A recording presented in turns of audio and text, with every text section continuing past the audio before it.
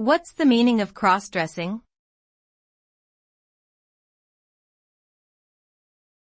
Cross-dressing.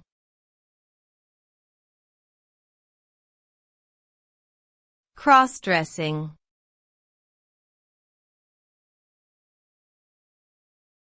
Cross-dressing.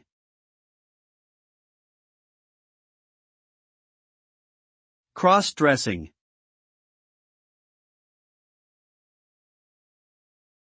Cross-dressing refers to the act of wearing clothing and accessories that are typically associated with a gender different from one's own.